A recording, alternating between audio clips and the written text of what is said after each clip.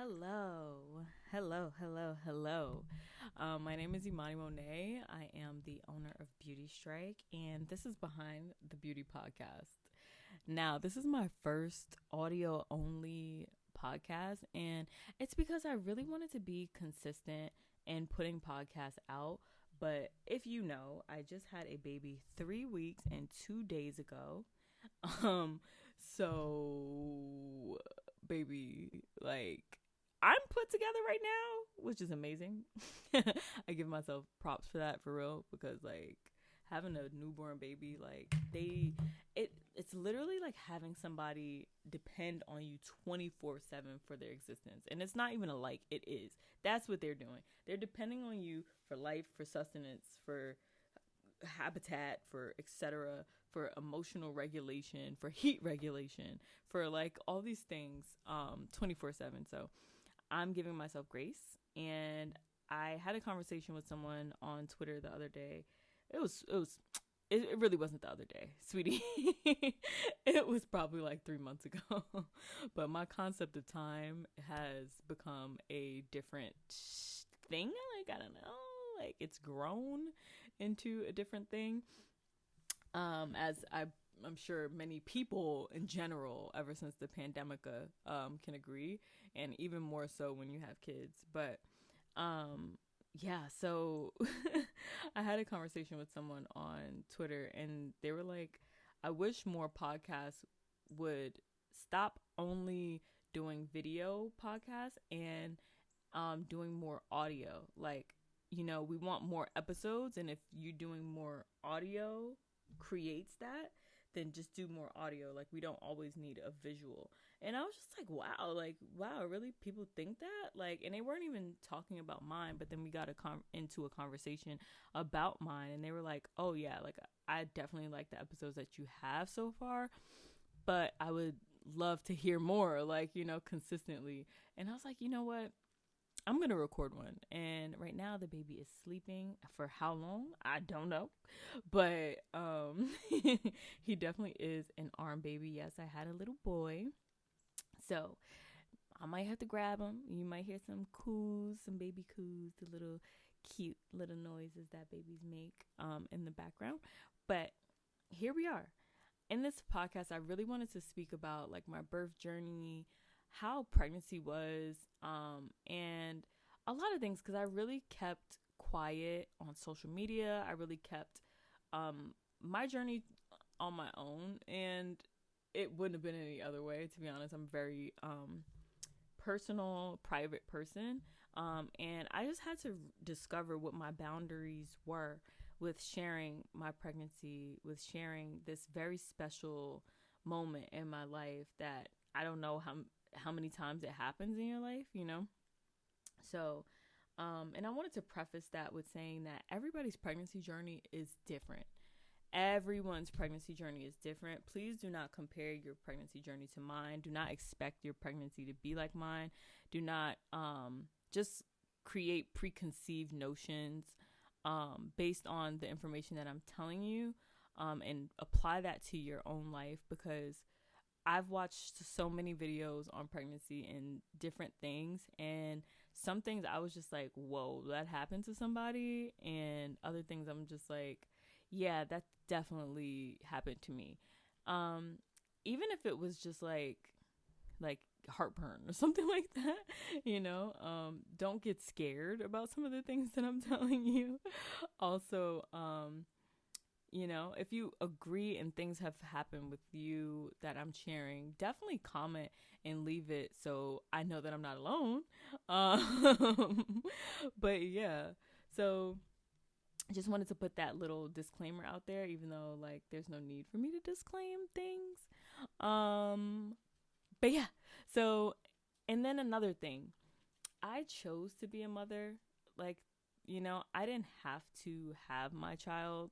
Nobody has to have their child. I mean, the way that this government in the US is nowadays, I don't know, that might not, that's another conversation. But I chose to be a mother. I chose to have my child. I'm 29 years old. A lot of people don't know how old I am. And a lot of people think that I'm older than what I am. I don't really care how people perceive my age, perceive me in that way. I don't think that age like equals anything. I don't think it equals maturity. I don't think it equals money. I don't think it equals growth. I don't think it equals mental capacity. I don't think, I don't uh, I don't put age to be a part of maturity or anything, or even certain life goals or milestones. That's just me personally. Like, if I decided that I wanted to wake up and have a child at 59, that's just what I'm going to do because that's my prerogative. But that's me. I definitely understood that having a child, no matter if I have the partner involved, have a husband, wife, fiance, etc., boyfriend, girlfriend involved, I'm still the one that's going through the physical toll of having a child. So if I 100% don't want to do this, then I 100% am not going to do it. And I'm thankful that I am in an era and was in an era that I wanted to have a child. I could have a child, and I did have a child. So, yeah, I just wanted to put that out there. And to anyone, I want to give some advice because, I didn't fully understand that until me and my mom had a conversation about that, as well as I had the conversation with my partner, had the conversation with myself. There's certain things that you have to be honest with yourself. Like, am I ready for this? Am I ready for my schedule to change, for me to be somebody's nurturing parent, parental figure, nurturing person 24/7 for I don't know how many years of their life? Do I feel like I'm ready for this in my own life, meaning putting my personal things to the side and just making this person the trophy and the highlight and the apple of my eye? Am I ready for that? So I had to really take time and think about those things as pertaining to my child as well. And I'm so glad that the answer was yes. I'm glad that the answer was yes. And if the answer is no for you, don't feel guilty because of that, because I wasn't always ready to be a parent, and I have gone through miscarriage before with my partner, and that is, a part of the reason why I kept my pregnancy so quiet in the beginning, because I did go through that, and it did put a huge strain on our relationship, and it made us grieve for a really long time, and it even caused us to break up for some time, because I didn't know how to grieve in the way that he knew how to grieve, and the way that we grieved was different, and we just went through different emotions and went down a different path. But ultimately, therapy together and alone and time and me dating other people and just being my own person for a bit after that let me know that, yes, this is my person. Yes, I want to do this. Am I going to try to do it? I don't know, because that last time was a little hurtful. But hurtful as in like I was hurt that I couldn't carry that child, and it wasn't no one's fault, and I put a lot of blame on my body, and I like to think that I'm a very healthy person. I exercise daily. I step a lot. I stand a lot. I get massages. I eat healthy. I eat bad sometimes. I go to the doctor. I make sure that my vitamin levels and my blood levels and everything is good. I do everything that my parents didn't have access to, and that is a part of that is going to the doctor. A lot of parents who maybe come from low income situations, they didn't have regular doctors, dentists appointments growing up, so they pass that trauma off onto their kids, where they avoid doing those things. And I was a kid of that, and I just made sure that I didn't do that, because a lot of things I've seen health wise could be avoided if they had just gone to the doctor. So yeah. And after going through that situation, I really just and I found out in December that I was pregnant. And when I found out, it was really I was going through a lot. I'm not gonna lie. I had a parent staying with me because, they had a situation where they needed to lean on me.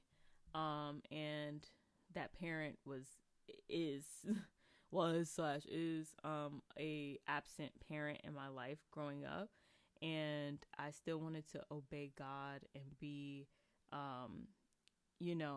to be a good child to them, even though they weren't a good parent to me growing up. And I found out that I was pregnant that same month. And also my birthday's in December, so if you're like me, you get really reflective in your past years when your birthday comes around. So I was really just like, what is life right now? Like, what is life?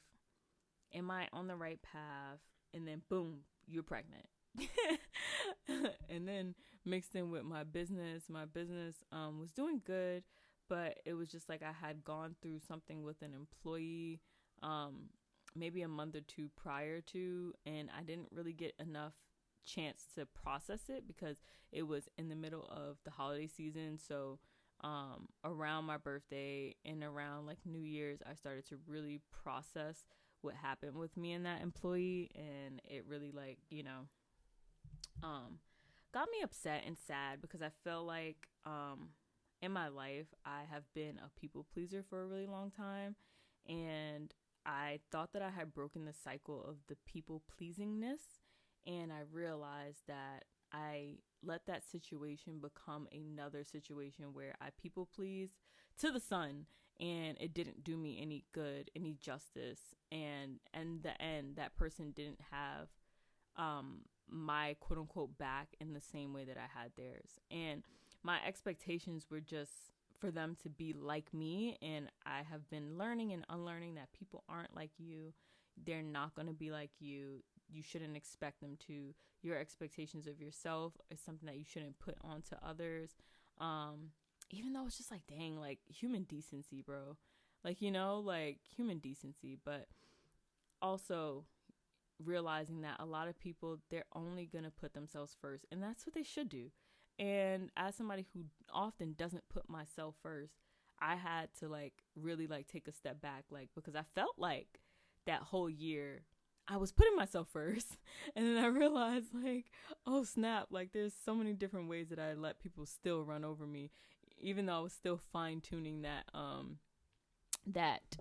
that thing where I was like, I'm putting myself first. I'm not gonna be a people pleaser. I stopped so many different things, but then like after reviewing, I was like, oh wow, like I still have to work on this in this way. You heal in one way, and then you learn that you're still healing in other ways. Healing is I'm not saying that you never heal from things, because that's crazy, and I don't perpetuate lifelong like, what is it called, therapy. I don't feel like a therapist, you should be a lifelong customer of theirs.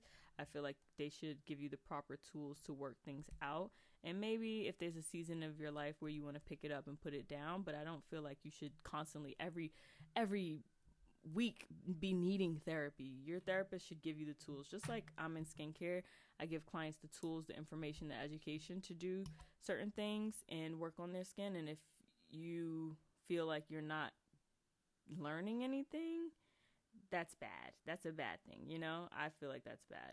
You should learn things about your skin. You should learn things to make sure that you're understanding your biggest organ in your body, right?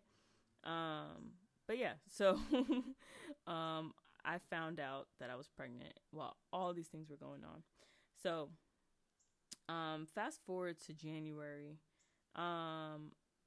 we confirmed that I was pregnant, because like I knew I was pregnant, but then like my tests weren't popping up yes. I had one yes and then a whole bunch of no's, and I'm like, no, I know I'm pregnant. Like I feel it. Like it felt like a light switch had went off in my body, and I knew I was pregnant. Like I knew it. You can't tell me, that test can't tell me I'm pregnant. I'm not pregnant. Like you can't tell me. So by January, I've already went to my second appointment actually, because I went to the first appointment and they didn't quite know if I was pregnant, and then my second appointment they confirmed it. And this is when like the first 3 months, oh my gosh, like not only was I dealing with a family member staying with me, and I didn't really have the space to facilitate them. I want to also let that be known, because like having 3 adults in a space that doesn't facilitate the space for 3 adults is a lot. Like, it's a lot. And I was putting pressure on myself to cook and clean and just be this person and go to work and, like, you know, be a good partner to my partner and, like, show up for my other side of my family. For the holidays especially, like, I bought everybody like matching pajamas so we can have a photo, so we can have memories, and, like, you know, just doing things to just, like, I was just doing too much, like, you know. And I was like, wow, do people actually feed into me and give me back the same support and love and thoughtfulness and all the stuff that I put out onto other people? Like, do they? I had to really, like, take a break from that. And then I unsubscribed from a lot of the relationships, family-wise and friend-wise, because I definitely prayed that prayer, that magical prayer that you pray and it happens next day. It's like next day shipping. You pray that prayer, Lord, remove anybody from my life that doesn't need to be here. It is done next day shipping, next day air. It is there on your doorstep, ready to be signed for it. Wait, actually, they don't even need to sign for it. They have a secure location to drop it off. It's done. Like, it's really funny how praying that prayer just works in 24 hours, like, literally. But I prayed that prayer, and I kid you not, I lost so many friendships, and I'm not gonna even say loss, because it wasn't a loss. It was like clarity that I needed and I prayed for and I asked for. Yeah, January was full of that. February was full of that. And the first 3 months of my pregnancy was the most horriblest thing ever. Like, I could smell somebody's perfume, and also I didn't tell clients. Like, and I'm in a client-based business. I do facials, I do waxing, I do laser hair removal. So I'm in a client-based business. I'm in front of people's faces, trying not to throw up or look like I'm gonna throw up, or, like, you know, the irritation that comes from being pregnant. Like, you get so irritated, especially having to repeat yourself, because you cannot breathe. Your lungs are literally being pushed and moved. Like, the way you can't breathe, it's very scary.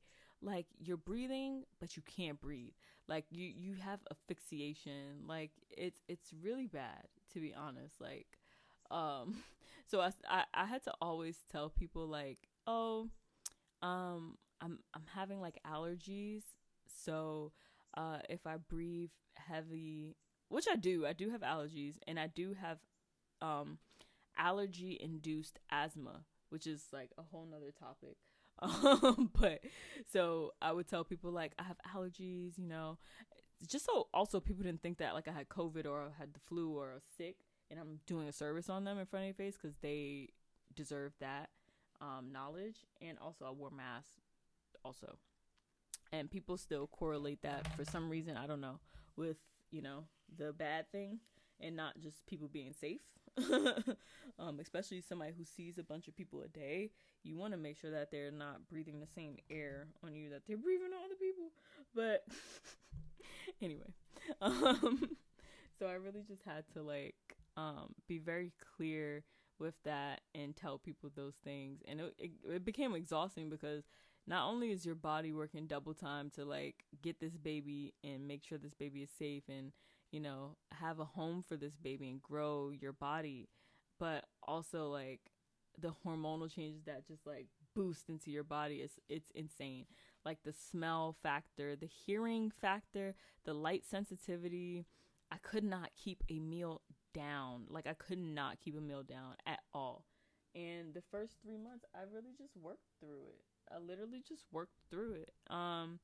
And took naps in the treatment room. Sometimes I would be napping in a treatment room and a client would be there. They would be standing outside the door for like 10 minutes, and I did not know, even though I have the phone right next to me. I have the bell right next to me, like, to the door. And I just would not know. I would not hear, because I needed so much sleep. It was very overpowering. But by the 3rd or 4th month, I would say, it got a little better, where I still needed so much sleep. But it was for the fact that, like, I was getting used to the hormones, and some food was starting to stay down. I just needed to realize, like, I need to eat way, way, way less and eat easier things to throw up, which is insane. Like crackers, applesauce, like things that were soft, soup, like, you know. And thankfully I was pregnant in the wintertime that early in my pregnancy, so those things were applicable, because like I can't even imagine only eating soup in the summertime. Like that sounds crazy to me. So yeah, like, you know, those couple months were really, really rough. And then I felt like a huge sigh of relief when I was finally able to tell people, like finally wanted to also open up and tell people that I was pregnant, because I was like, I also didn't want, you know, people to feel like they were entitled to my pregnancy journey. I also didn't want people asking me a ton of questions, because I mentally could not handle it. Because again, like your mind and your body is growing and shifting and changing so much. Your patience level, my patience level like decreased a lot. And it's still there. Like I'm still having like I need to, like, you know, be like, okay, give me a minute. Like, please don't make me repeat myself 3 times. Like, please don't. Like, I'm tired. My body hurts. Like, don't make me repeat myself 3 times.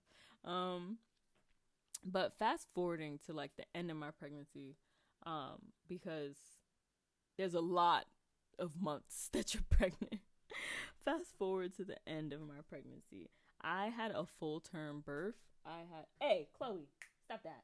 Sorry, my dog is like in my room with me, in my beauty room with me, and she feels like she wants to eat everything that she sees. And she's eating one of my skincare spatulas, which is like, why are you doing that?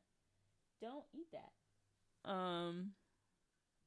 But yeah, so the end of my pregnancy, I found out that my OBGYN that I was seeing for a very long time was actually moving from coast to coast, from New York to California, and I did not know that. She had been saying that she's going away, and I started saying vacation, and she never corrected me about going on vacation or moving away.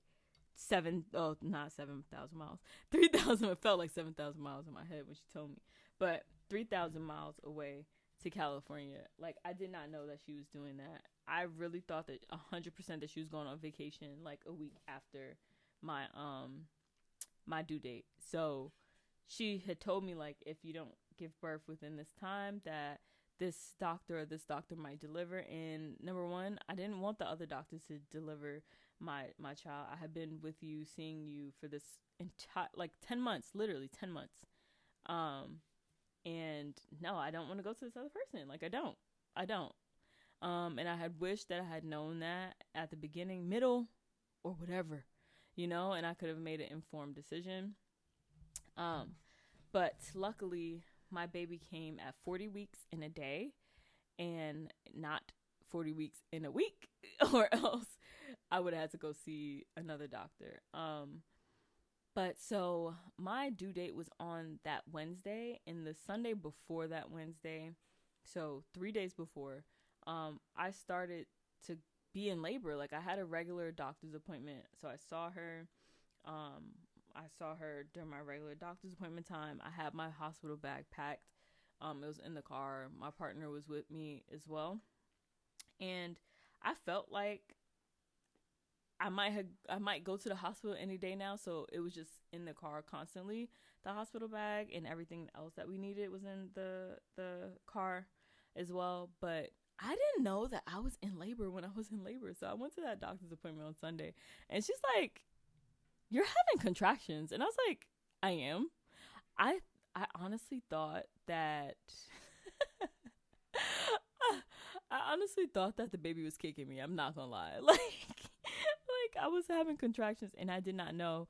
I thought the baby was kicking me. I'm like, why is the baby kicking me like this? Like, why is the baby kicking me like this? Like, and nobody believed me that my baby was big. Like, I'm a small woman. I'm a small woman in stature, for real. I'm really petite. I'm a little thick, just a little bit, but I'm really small. So I'm 5 feet flat, 5 feet even, 5 feet, you know, medium. And max 135. Like, that's me at my heavyweight. I'm 135. Like I said, I'm thick. I'm not I'm thick, but I'm very small and petite. Um, so I normally go between like a 4 and a 6 pant size, and the 6 is because of the bootay, okay? Um, but yeah, so just to put into perspective, and long story short, I'm gonna go back. But long story short, I had a 9-pound baby, bro. Like, so I knew that my baby was big. I was all stomach for real my whole pregnancy. So I definitely knew that my baby was big. But people were just like, my doctor, everybody included, was just like, oh no, that's just the sac. The sac is big. The sac is big. At 32 weeks, the baby was estimated to weigh 6 pounds. So I knew by 40 weeks the baby was gonna be big. Like, I just knew it if I had a full term pregnancy. So when I was having those contractions on Sunday, they weren't really that close together. They were maybe 10 minutes apart. But from from the doctor's appointment, she told me to go directly to the hospital. And the hospital was a 10-minute drive. So we drove right there to the hospital, and everything just started to move in triple time. Even though my partner was like, he definitely knew that I wasn't having the baby that day. He said it. He felt it. He's like, no, the baby's not coming this day. Like, he said it based on, he said, like, how the nurses were moving. He was like, the nurses aren't moving fast enough for me to feel like the baby's gonna come. And I was like, oh, okay. Like, that's interesting. So I felt a little secure because, like, I was so confused because as soon as I got to the hospital, the contractions just revved up. And I was like, wait, do you know we're at the hospital, baby? Like, did my baby know or hear the doctor say, okay, go to the hospital? And that means it's time to come out. Like, they started to really rev up. And I was like, okay, this is a contraction. Like, no, this doesn't feel like a kick.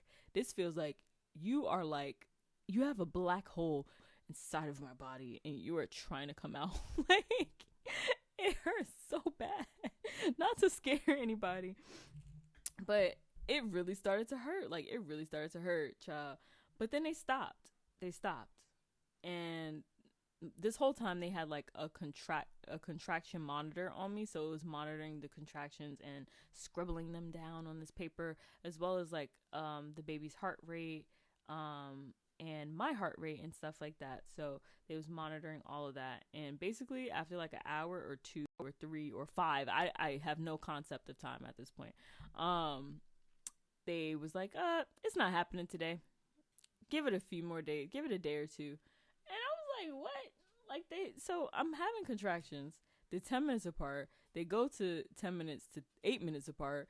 And they're telling me that I can't stay here because they're not like 3-5 minutes apart. Like, that's insane. So we go back home. I get discharged, go back home. And then that Wednesday, I had did I have another doctor's appointment? Wow. Yes, I did. Okay, so that Wednesday, I had another doctor's appointment. So me and my partner, we get ready to go. We get there. We go to the doctor's appointment. This time, I knew for a matter of a fact I was having contractions. They hurt. But at the same time, my water didn't burst. Oh, I forgot to tell y'all, on that Sunday, I was 3 centimeters dilated. So I just didn't move past 3 centimeters dilated in the time that I was at the hospital. So that's another reason why they sent me away as well. So Wednesday, I go back in the office, cause that's my due date. So you have to come on your due date, even though I just had an appointment on that Sunday. So I come in on my due date. I am having contractions. I feel it. They're there. Like, and it started to happen every single time I was in a hospital or doctor's office setting. Like, when I'm at home, it was like nothing. Maybe when I was in the shower, maybe when it was time to go to sleep, like, it would start hurting, and it didn't feel like the contractions that I felt inside the doctor's office or felt inside of the hospital. They just felt totally different. Like, I'm like, what are y'all pumping into this air? Because this feels crazy. So It really felt crazy. I'm not gonna lie to you. It really felt like somebody is like somebody is like kicking. It felt like kicking to me. I thought that he was kicking. I thought that my baby was kicking the whole time. Like I thought he was just like not happy. I thought I ate something bad. Like I thought I had gas. Like it didn't feel like the world was ending. Like how movies and TV shows portray contractions being like, that's not what it felt like to me. But you know, they don't really convey a feeling in those, but they convey a visual, and it's just not how I visually felt, you know, if that makes sense. Comment below, because I don't know. But yeah, so again, when I get to the doctor's office on Wednesday, I could barely walk down the hall. Like so my partner, they parked our car, or was looking for parking, and I just went up because I didn't want to be late for the appointment. So I go up, and as soon as I get off that elevator, I could not walk down the hallway to go to the treatment room. Like I could not walk. Like I was like, oh my God. Like I felt like the room was spinning, the halls was spinning, like everything was spinning. So again, she hooks me up to the contraction machine, everything, and she's like, go to the hospital now. I'll call them and let them know that you're on your way. But go to the hospital right now. So we went to the hospital, thankfully. And this time it was totally different from Sunday. Like they were in full action. I came in. Also, why are you making women sign things while they are going through contractions? Because those contractions that I felt on that Wednesday that I went, child, you're asking me to give you my insurance card. You're asking me for like this test. What is it? Hepatitis B test to make sure that you don't need antibiotics when you deliver, because if you have hepatitis B as a mother and you're giving the vaginal birth, you need to get antibiotics put around your vajayjay so you don't pass that on to your baby when they're born. But there's a form. Like, I'm so glad that I had everything in the side pocket for my partner to just pull out, because why are you asking me for that? Get me to the room and get this baby out for real right now. Like, oh wait, I forgot to tell y'all, before we went to the hospital, my doctor, I asked my doctor, because one of my clients, and I was so thankful that she told me this, she was like, girl, I wasn't able to eat for 17 hours while I was in that hospital, because you can't eat and give birth at the same time. I was like, so wait, what? Like, so she was like, if I could change anything, it would be going to eat before I went to the hospital. And I asked my doctor, like, should I go eat before we go to the hospital? And she was like, yes, girl. So my pre-birth meal was Chick-fil-A. I had a chicken sandwich, chicken nuggets, fries, and a lemonade. and Polynesian and Chick-fil-A sauce. That is my Chick-fil-A order, okay? With a cup of ice on the side, because I was iron deficient. But I'll get into that later. So yeah, I thankfully had food, because I did not give birth until like a whole day later. All right, I can laugh at it now, but going through that, traumatizing, sorry. It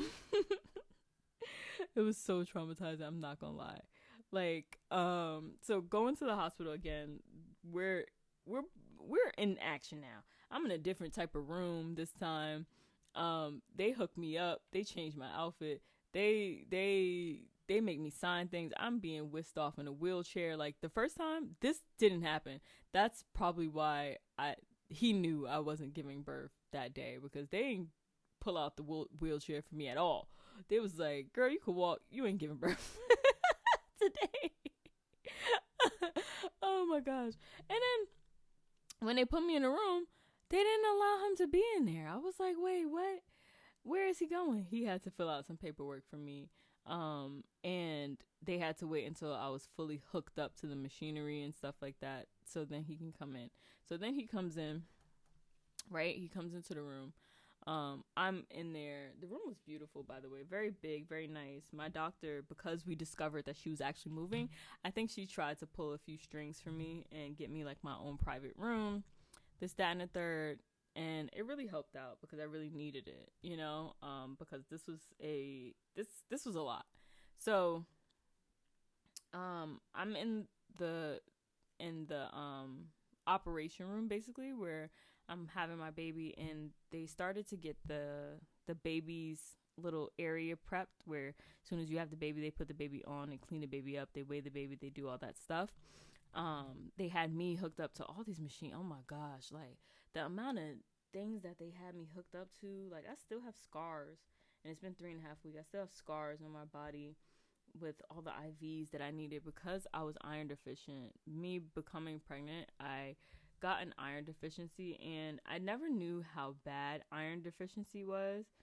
And I never really understood what iron deficiency was. So, being iron deficient, your body does not produce red blood cells how it should produce red blood cells. And obviously, that's a bad thing if you're going into a major surgery like being pregnant.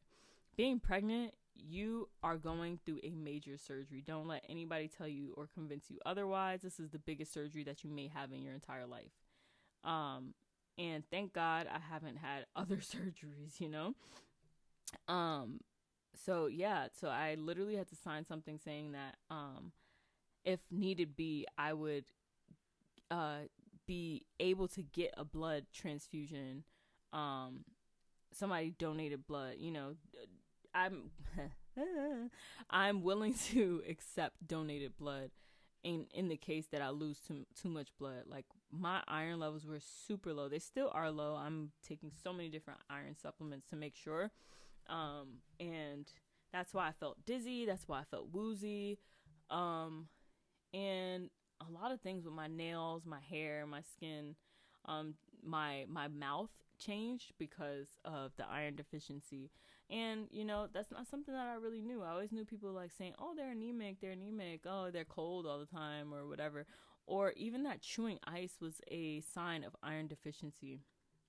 Like me now being not as iron deficient, I don't even want to chew ice anymore. Like that's crazy.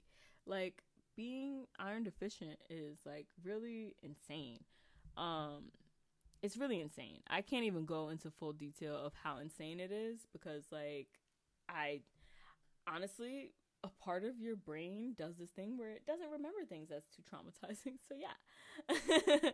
There that is. But yeah, I signed things that, you know, and they even gave me iron injections, like black iron fluid directly into my IV because that's how iron deficient I am, you know. So after that, my mom also came the other day, Sunday, that I was giving birth, and she was like, you know, so excited and stuff like that, being mean to the doctors, making sure they do what they need to do as your mom should per.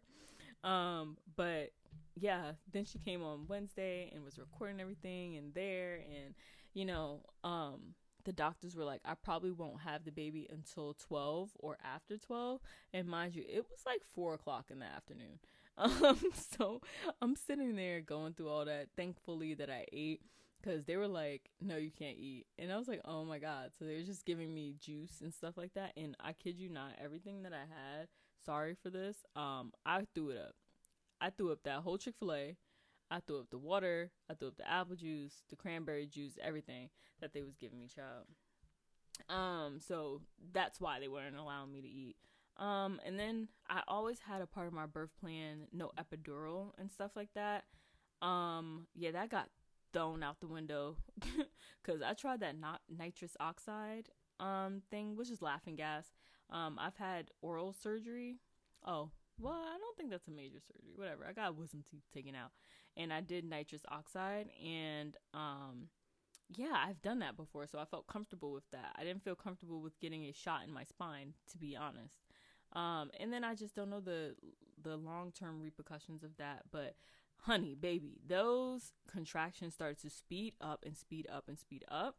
And the nitrous oxide wasn't kicking it. It wasn't kicking it. Like it wasn't doing what it needs to do, baby. So the nitrous oxide, it felt like I had 2 lychee martinis. That's how it felt.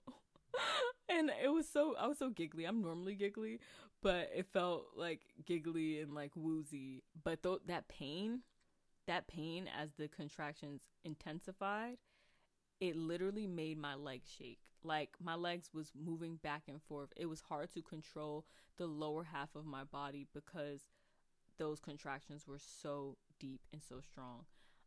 Later to find out that my baby's head was 34 centimeters wide in circumference.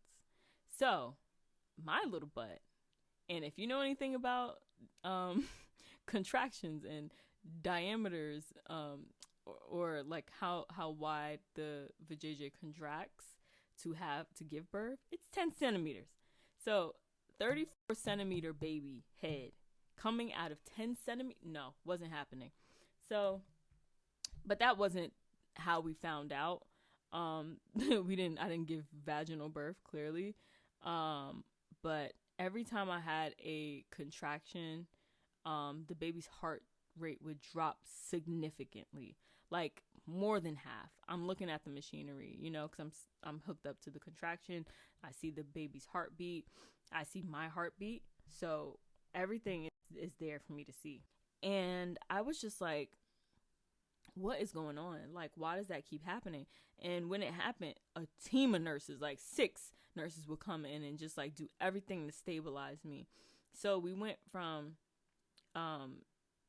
them manually popping my water, because at that point I was 7 centimeters dilated, and just I wouldn't go further than that. And what would happen was the baby's heart rate would drop whenever I had a contraction.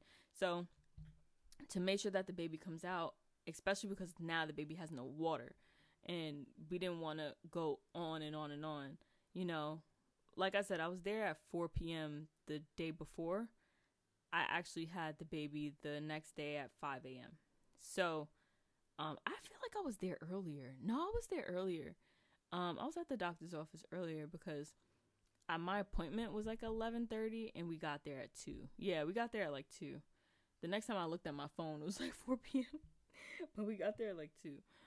So yeah, I ended up having the baby the next day at like wee hours in the morning.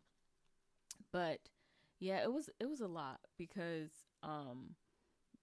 having to do, number one, I went back on like not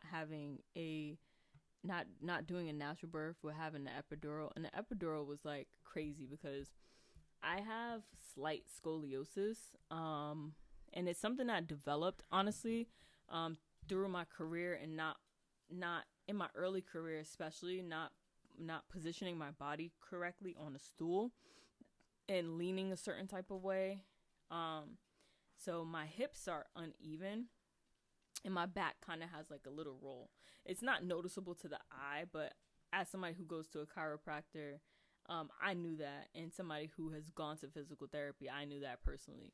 So yeah, so getting the epidural was a bit challenging, because the doctor or the anesthesiologist had to kind of like balance my hip muscles so it could be even, so they could actually access my spine correctly.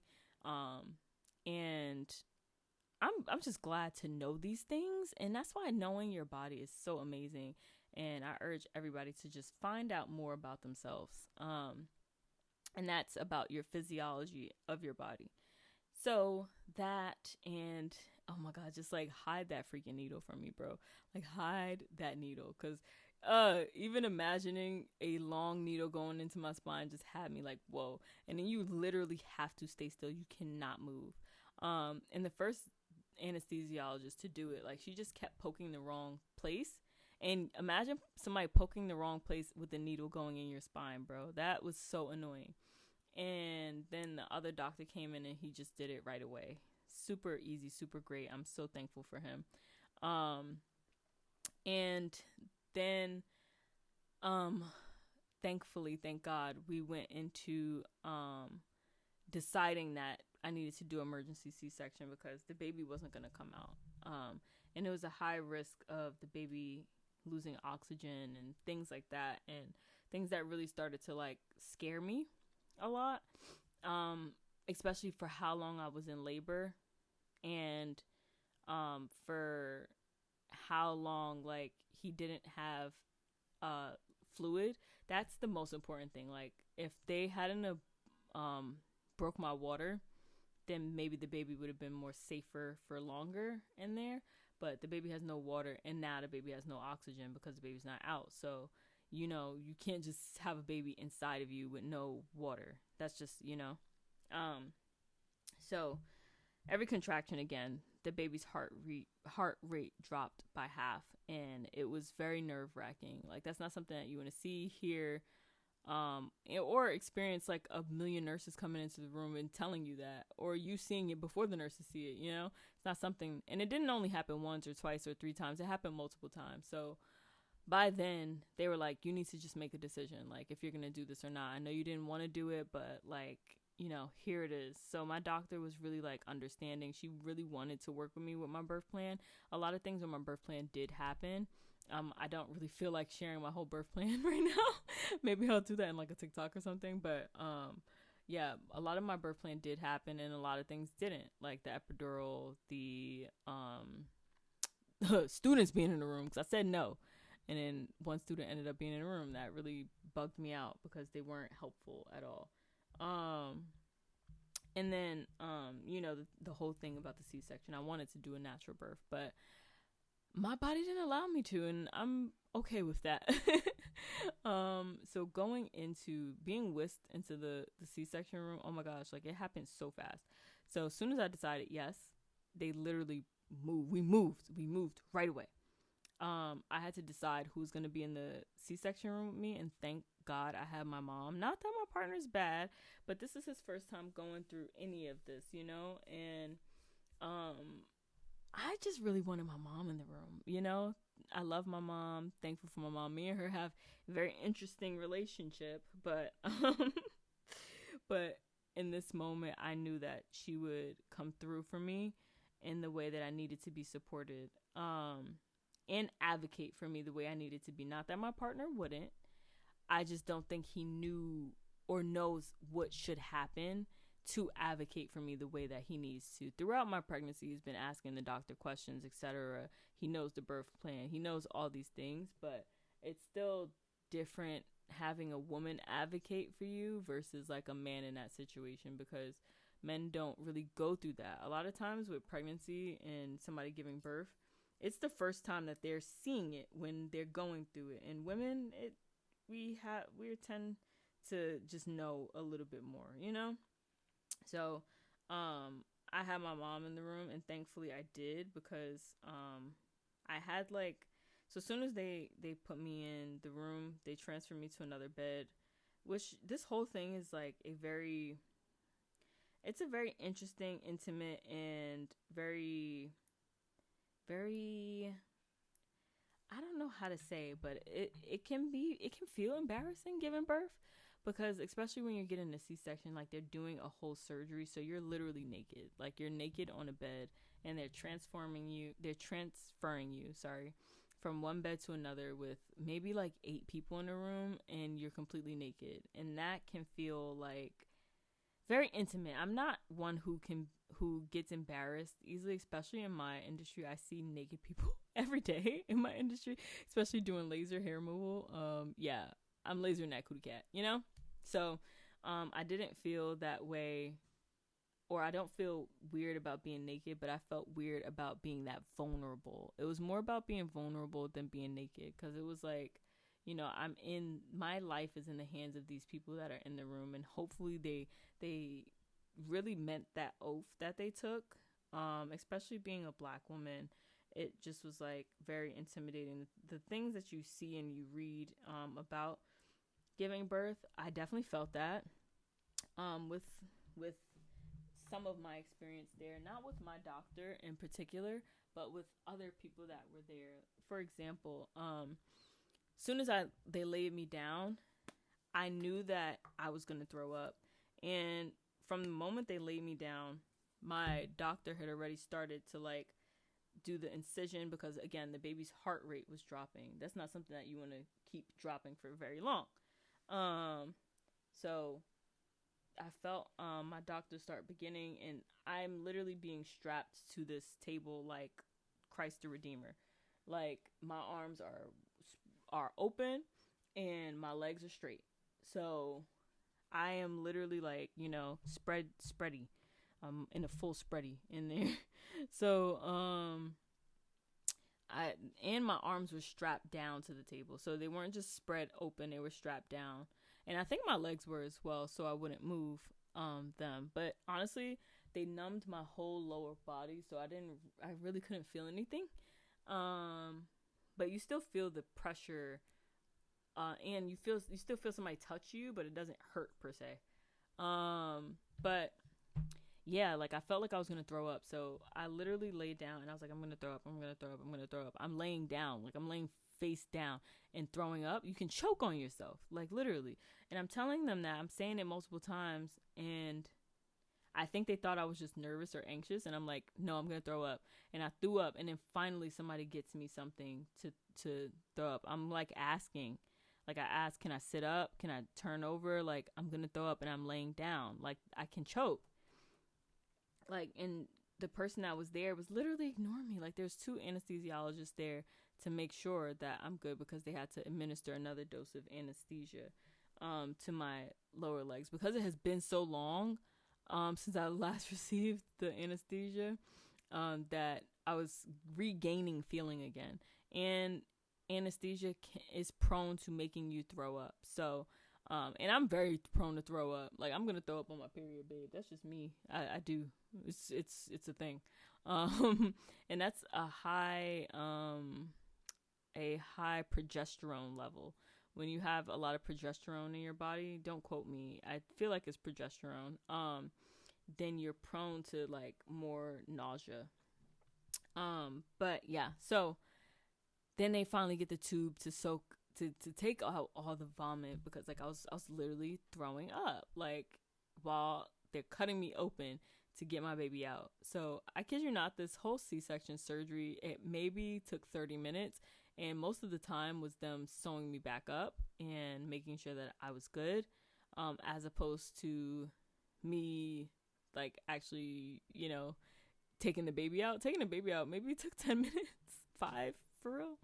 And it was such a glorious experience. Like, it really was such a glorious experience. Like, hearing, because I heard him before I was able to see him because of the curtain. Which you can see through, by the way. You can see through that curtain. You can't see it, like you can't see visually what's happening, but you can see the shadows. And the shadows was enough for me. I was like, put another curtain, please.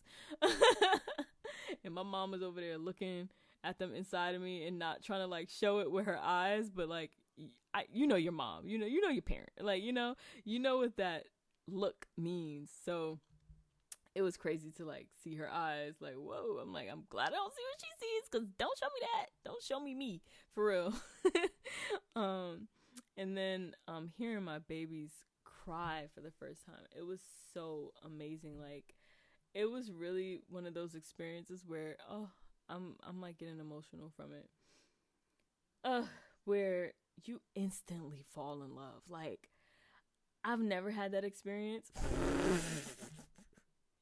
Never. I've never felt for anyone in that way before. My dog, my plants, boyfriends, friends, siblings.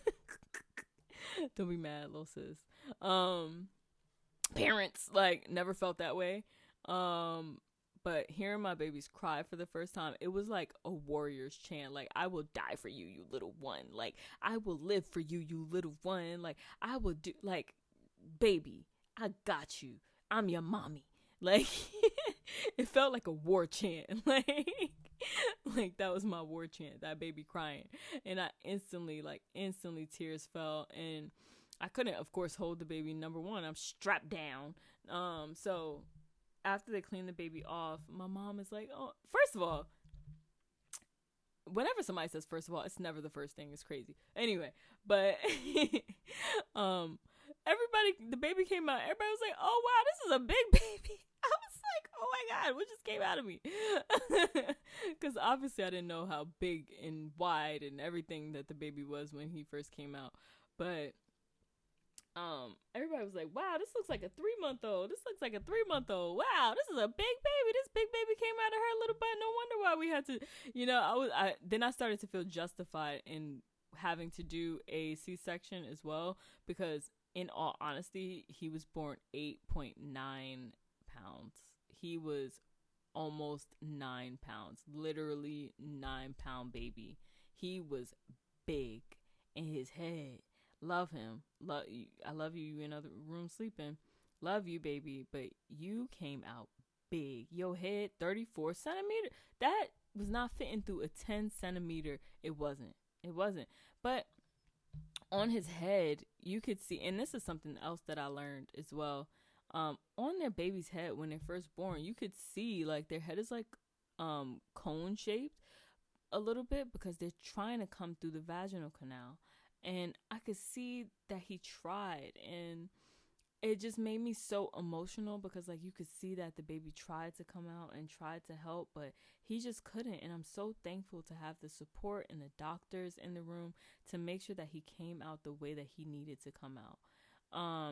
That cone shapedness went away after like a week, but it was just like amazing to see the properties of him working with me in my body to come out and join me into the living world. That was just so amazing to see. And as soon as he went on me, his crying immediately stopped. His eyes opened and he looked at me, and it was just like so amazing. It was so amazing. Like that moment will forever be etched in my head. I'm like getting so emotional talking about it. It was just a magical moment. Like I really felt the presence of God in there. And after that he was born, my mom had him and they were sewing me up, and my mom just had him in her arms, and he was in front of me and in front of my face, and I held him, and I just cried and cried and cried and cried, and they sewed me up, and they brought me back to the room so I could be evaluated, because I had a serious surgery. And I started to lose a lot of blood when they started to sew me up, so they were just holding me for evaluation in another room, making sure that the baby had a lot of skin to skin with me. And yeah, like then I moved to the next room, and daddy saw him, which was such an amazing thing, and I just started to get rest.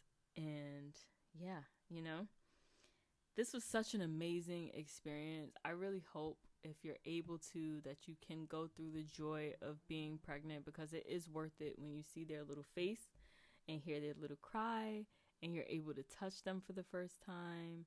And I really feel like I was forever changed in those 24 to 48 hours that I was able to give birth. And it's such an amazing feeling that I felt like I needed to do it again. I'm not pregnant. That's not a pregnancy announcement, please, Lord. Not right now, but I feel the need to do it again at some point. But yes, this was such an amazing experience, and thank you for hearing and being open to my birth experience. And even though things didn't happen according to plan, they happened in God's plan, in God's timing, and everything happened the way that it needed to happen. I thank my mom. I thank my partner for being there. I thank my little sister for being there emotionally. And for my friend for being there emotionally, Desiree, for you being there for me as well, and checking up on me and coming to the hospital when I was in recovery, and bringing me beautiful flowers, all of you bringing me food and flowers and well wishes and everything else. Thank you so much. I really appreciate it so much. You really don't understand what it did for me, because I'm very much so someone who is always putting on my strongest soldier belt, and it felt so good to not have to be the strongest soldier, and for people in my life to not judge me for it or not look down on me, and literally just like show up for me. And I really thank y'all so freaking much. Like, it means so much to me. And now I have this wonderful, beautiful little baby boy. So amazing. Thank you. If you want to know more about anything that I shared, whether it's like my iron deficiency journey, some of the things that I hormonally went through, like hyperpigmentation, etc., all these things, I will be talking about it in another podcast episode. But if you specifically want me to bring something up, let me know in the comments. And again, thank you so much for listening to this audio broadcast. I promise to do more now that I have released the expectation of doing audio and video at the same time. And thank you again. This is Behind the Beauty Podcast, brought to you by Beauty Strike, presented by Emani Mone. And I will see you in the next episode. Thank you. Bye.